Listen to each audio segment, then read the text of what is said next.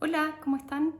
Bien, hoy día quiero hablar un poquito sobre hipotiroidismo, siempre desde la mirada de la salud y medicina integrativa y de la nutrición, porque es un tema que me consultan harto y que vemos que cada vez es más frecuente, sobre todo en mujeres. Así que voy a ocupar mi pizarrita acá para explicar algunas cosas. Y bien, lo primero que quiero explicar es que todos tenemos en el cuerpo una glándula tiroidea,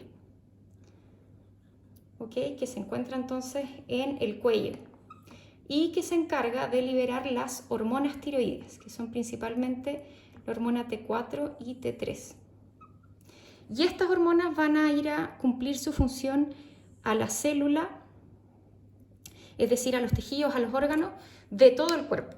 Ya realmente las hormonas tiroideas cumplen función a todo nivel, están involucradas a nivel de crecimiento, de desarrollo, del metabolismo, de la regulación del peso, la regulación de la temperatura corporal, del colesterol, etcétera. O sea, realmente tiene muchas funciones, por lo tanto son vitales para nuestro cuerpo.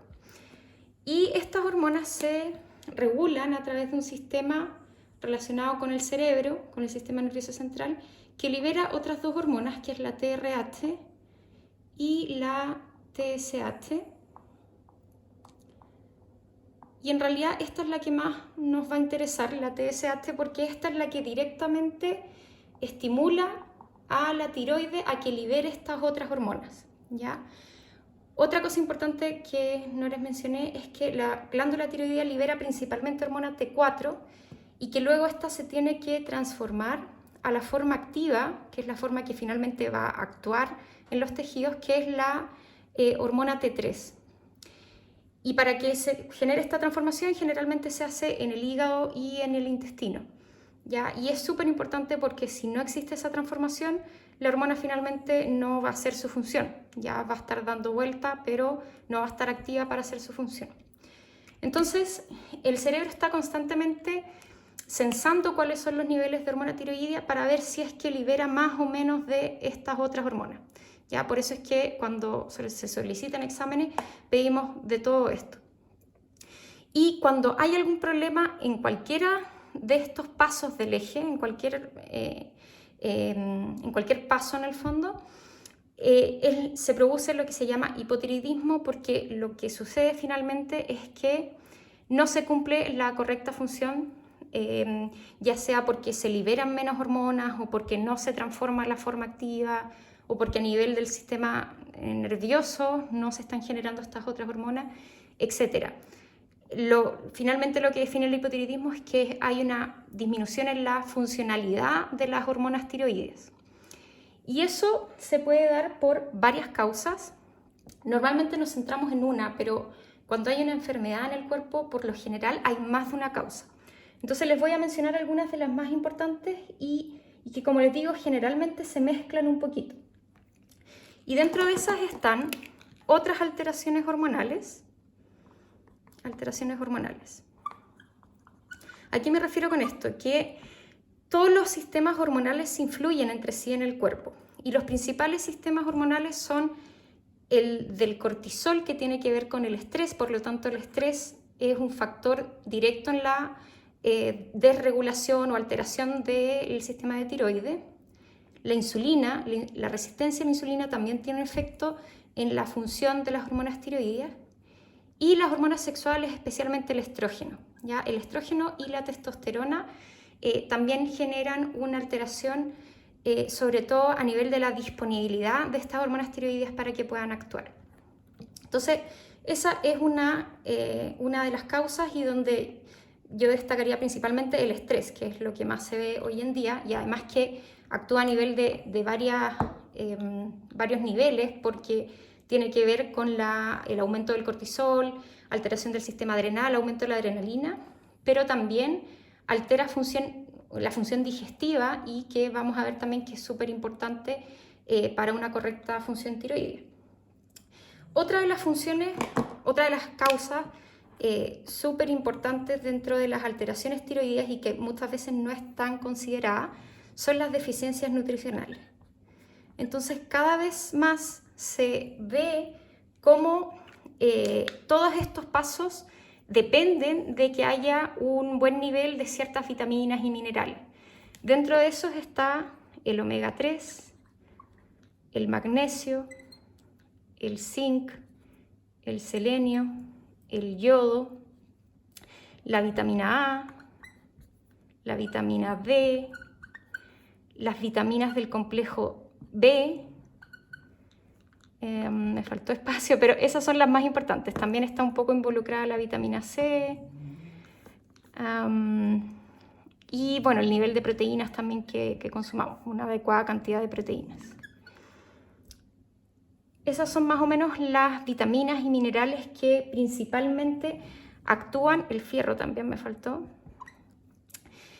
actúan en diferentes pasos de este eje tiroideo, ¿ya? Entonces, por ejemplo, el complejo B tiene que ver más con las hormonas cerebrales. El selenio y el yodo, por ejemplo, están más relacionados con la conversión de la hormona inactiva a la hormona activa y el yodo especialmente con la formación de hormonas totales. La vitamina A, la vitamina D está asociada con la correcta entrada de esta hormona a los tejidos, a las células, etc. Ya todas estas vitaminas, minerales cumplen funciones en distintos pasos y por lo tanto si falta alguna de estas, si está abajo, va a afectar la funcionalidad de la tiroides. Y por último, y la causa en realidad más conocida y se podría decir como la más importante, son las alteraciones autoinmunes. Y dentro de eso, la principal es la enfermedad de Hashimoto, que en realidad se dice que es la causa del 90% de los hipotiroidismos. Y hoy en día, bueno, la enfermedad de Hashimoto es en el fondo la formación de anticuerpos en contra de la tiroides. Y siempre se ha pensado que tiene un gran componente genético y que es más bien idiopática, o sea, no se conoce mucho la causa. Pero hoy en día sabemos que tiene relación con algunos elementos de la alimentación, como es el gluten, procesado.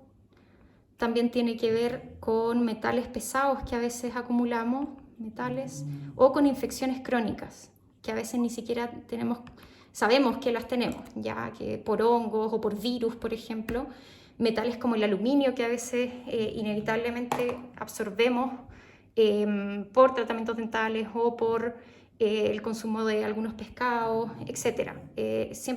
Cada vez estamos más expuestos a ciertos tóxicos y dentro de eso los metales. Y el gluten especialmente se ha visto relacionado con esta enfermedad de Hashimoto por dos razones. Una es porque el gluten es una molécula muy difícil de digerir, es la proteína de algunos cereales como el trigo, cebada, centeno, y al ser muy, muy difícil de digerir y a veces consumir en tan gran cantidad, el cuerpo no es capaz de digerirla y entonces lo que hace es activar su sistema inmunológico. Yo les explicaba la vez pasada que al intestino llegan todas las redes inmunológicas, neurológicas, hormonales, circulatorias, y que más o menos el 70% del sistema inmunológico se aloja en el intestino. Entonces todo lo que llega al intestino puede hacer reaccionar a ese sistema inmunológico, y en este caso el gluten, al ser tan difícil de digerir, muchas veces hace que el sistema inmunológico se active para tratar de eliminarlo. ¿Y cómo lo hace? Generando anticuerpos. Y cuando sumamos a eso, en el fondo, que tenemos un intestino permeable, que era lo que les explicaba la vez pasada, que en el fondo el intestino se vuelve menos selectivo y empiezan a pasar cosas hacia adentro del cuerpo, cosas que no queremos que pasen, que si este intestino está sano, selecciona lo que va a pasar y lo que no, y las cosas tóxicas deja que se eliminen a través de las fecas. Pero si esta barrera intestinal está alterada y hay una permeabilidad intestinal mayor, pasan cosas más tóxicas y dentro de eso pueden estar estos anticuerpos y esta reacción inmunológica relacionada con el gluten. Y lo que pasa con la tiroides es que estructuralmente se parece mucho al gluten y por lo tanto el cuerpo como que se confunde, ¿ya? Y estos anticuerpos que pueden haber empezado por gluten o por alimentos procesados se empiezan a generar en contra la tiroides y lo que hace es destruir la tiroides, ¿ya? ¿Cierto? Como Pac-Man en el fondo, que van a destruir la tiroides, y por supuesto que a medida que se va destruyendo se va generando menos de esta hormona. Y otra cosa importante de mencionar es que esta es lo más común, ¿ya? Y hasta hace poco no sabíamos que tenía relación con la alimentación. Todavía hay muchas personas que no lo asocian, que no lo saben. Y el tratamiento clásico de esto, en el fondo, como disminuyen las hormonas tiroideas, es el clásico Eutirox o levotiroxina, que lo que hace es reemplazar esta hormona que no se está produciendo. El problema con eso es que, como les decía, la hormona T4 es una hormona inactiva que tiene que transformarse a hormona T3 por el hígado y por el intestino para que actúe y para que cumpla su función. Y el Eutirox, la levotiroxina, es hormona T4 sintética, por lo tanto cumple esta función, pero el cuerpo tiene que transformarla a su forma activa para que cumpla su función. Entonces, si hay una alteración en esa transformación, ya si hay alguna alteración en el hígado o en el intestino, que es muy común, o faltan algunos minerales, vitaminas que son importantes para esa transformación, lo que va a pasar es que vamos a tener una buena hormona T4 por el Eutirox, una TSH quizás normal, pero no se está haciendo esta transformación, entonces seguimos sintiendo síntomas de hipotiroidismo, ¿ya? Es decir, a lo mejor seguimos sintiéndonos cansados, que no podemos perder peso, que estamos siempre fatigados, con frío, y vemos los exámenes y pareciera que está todo normal, pero en realidad es que no se está generando esta transformación, o que en realidad el problema es que hay una resistencia de los tejidos a la hormona y a lo mejor falta vitamina A, falta vitamina D, entonces también no logra entrar la hormona a la célula, entonces queda dando vuelta pero no cumple su función. Por eso es que es importante saber que existen varias causas y evaluar cada una de esas causas. Voy a dar vuelta a la cámara y entender que hay que evaluar todos esos ejes y ver todas las posibilidades que pueden estar generando algún trastorno. Muchas veces va a ser necesario tomar el Eutirox, la levotiroxina, pero hay veces en que tenemos que complementarlo con suplementos, con cambios en la alimentación, o a veces no es necesario tomar la hormona y solamente con cambios en la alimentación y una buena suplementación, un manejo del estrés adecuado, podemos realmente revertir una alteración. Y siempre obviamente ver que cada persona es distinta, el contexto individual es distinto, importa mucho el nivel de estrés que tenga, las relaciones que tenga, el nivel cultural, social en el que esté, porque todo eso también va a determinar cuál es el tratamiento que se va a llevar a cabo. Así que bueno, eso es un poco lo que quería comentarles. Hay hartas cosas que se pueden hablar, pero con esto quiero que les quede más o menos el mensaje de que es importante no solamente quedarse con una sola causa, sino que buscar todas las aristas que puedan estar involucradas y siempre considerar que factores alimentarios pueden estar influyendo en una alteración. Eso es todo, que tengan un buen día. Chao, chao.